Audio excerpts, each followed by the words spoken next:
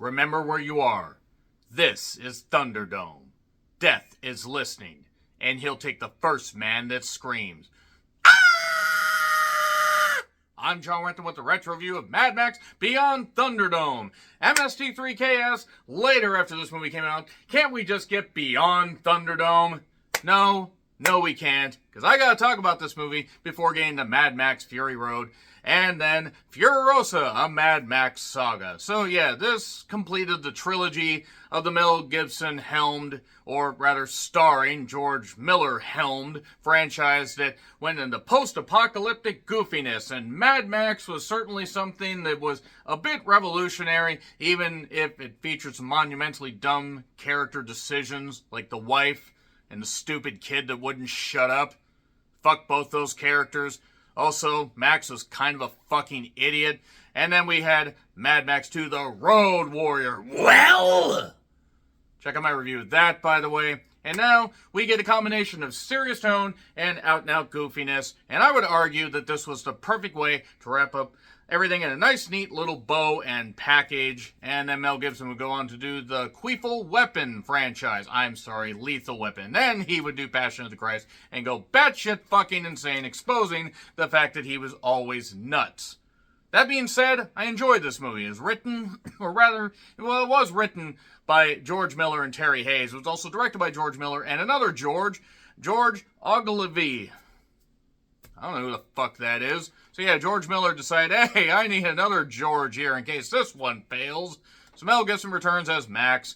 You get Jedediah, who was not a bullfrog. Bruce Spence, once again returning, pretty much just looking like every cosplayer that did The Hills Have Eyes, but they have glaucoma right now. That's another MST3K reference. And we get Adam Cockburn, as an unfortunate name, Jedediah Jr., and we do get Tina Turner in one of her iconic roles as Aunt Entity. This is Thunderdome. Fun fact, she had to shave her hair to fit the wig, because what's wig got to do with it? What's wig when you get an iconic movie role? What's wig? Okay, I'm done. Had her buy her weave and everything. So yeah, Tina Turner pretty much was just hamming it up here, but quite good, because Tina Turner was always a great entertainer. So, you do have goofy characters. You have a nice 80s aesthetic, but this kind of had the same tone as The Goonies, to be perfectly honest. Like, some similarities, yes, this is a lot more violent than The Goonies, but you have the gritty, silly feel about it. You have characters like the Master, who's the little short shit that you just toss around. From now on, you'll be history. You'll be football, history. And then you have the Blaster. Yes, Master Blaster. Gee, I wonder where they got the idea for that NES game. Clearly from here. So Max has been exiled after all that bullshit that happened in The Road Warrior. And after going to Bartertown and getting screwed over on a deal by not wanting to kill, because maybe Max is tired of killing people that don't really fucking deserve it, he then ends up in the desert and then ends up in the, basically in the arms of a bunch of children that feel that he is their savior, and he must lead them to paradise. That's pretty much it right there. It's a goofy, ridiculous movie, but I would argue this is probably right up there with the first one. I like this more than the second one. The second one, while I enjoyed some of it, wasn't that great. Yes, there were dumb characters here, but there was a more breezy nature about this. This felt like it ironed out the kinks from the first one and added enough depth to some of the characters that you actually cared. Because in the second one, you didn't care about any of the characters. I didn't give a fuck about anybody except the dog, and the dog died. Sorry, spoilers. But this did have a $10 million budget, which is way above the $300,000 budget that the 1979 original had, and way above the $3 million budget that the second one had. That'd be $29 million in today's money. We're almost going 3 times. $7.2 million opening. Big improvement over the $2.5 million opening that the second one had. That's $20.9 million in today's money, and $36.2 million gross, $105 million in today's money.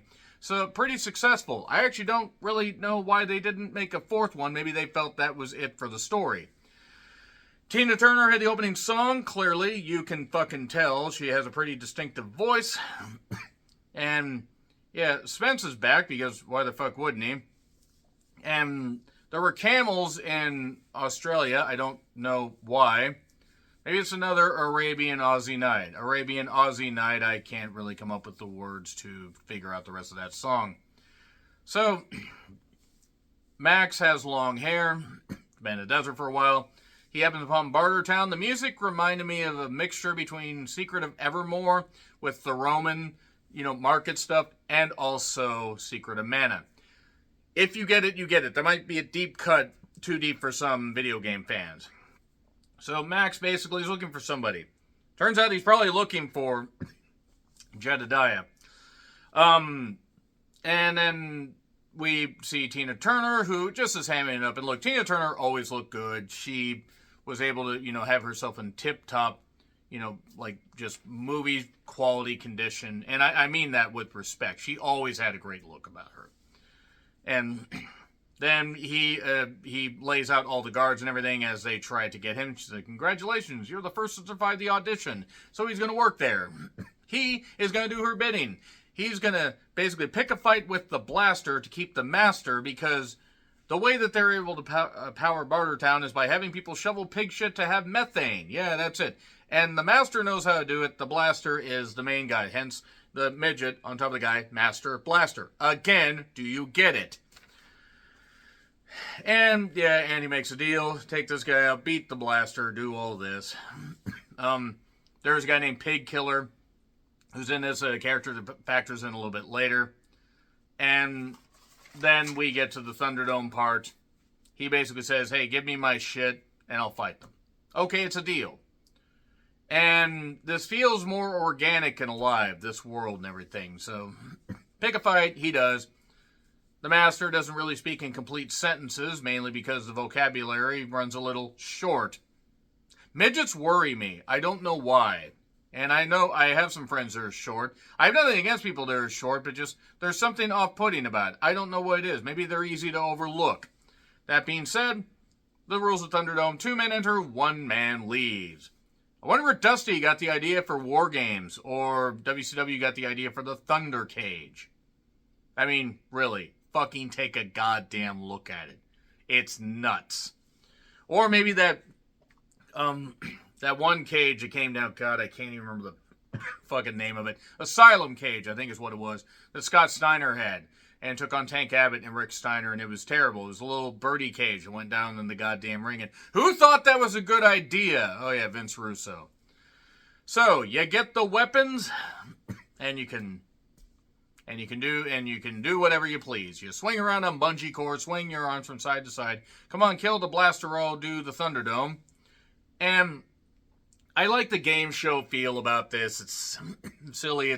I'm not saying this movie's perfect. This movie has super annoying characters, but I will take this 5 out of 5 times over the goddamn second one. So, Tina Turner does her iconic "This is Thunderdome" line, and then he battles Blaster for a while, quite a while. He gets a chainsaw that runs out of gas, a motherfucking chainsaw. Oh, so come and get it. And then he figures out a little bit earlier on when he's trying to fix his car, because his car somehow is down there in the depths of Bartertown. He hits an alarm, and Blaster doesn't like loud noises. He also has a whistle that comes back into play. He tries to get his whistle. Eventually, he whistles while he works. He's going to kill Blaster, but then Master comes in and says, no, please don't do this. He has the mind of a child, and you can fucking tell by looking at it. He has the mind of a child, and Master isn't even big enough to be a child. I will stop the short jokes one day when you all grow up, but you can't. So, Auntie jumps in, and you bust a deal, you face the wheel. Bust a deal, face the wheel. Bust a deal, face the wheel. So he's sent to the gulag, which means he's sent in the desert in a mascot hat with no water. And then Pig Killer happens to have a monkey, and he sends a flask of water out there that the monkey apparently didn't need. The monkey's like a goddamn camel. Sends him out there, finds him, and gives him the water. And then he kind of passes out. And then there's Helen Baudet, who plays Savannah, who, my God, she looked great in this movie. She still looks good now, but She finds him, thinks he's Captain Walker. They tell the story of Captain Walker, this plane that crashed, this captain that said somebody will come. And it's all this story about all these great cities and these flights and all this. And this is the most annoying part of the whole goddamn thing. This reminded me of a sword and sorcery thing, but just with more annoying children. I don't hate children, but I don't want to be anywhere near them because they're loud, annoying little shits. So yeah, there were a lot of screaming kids here, and it was kind of upset.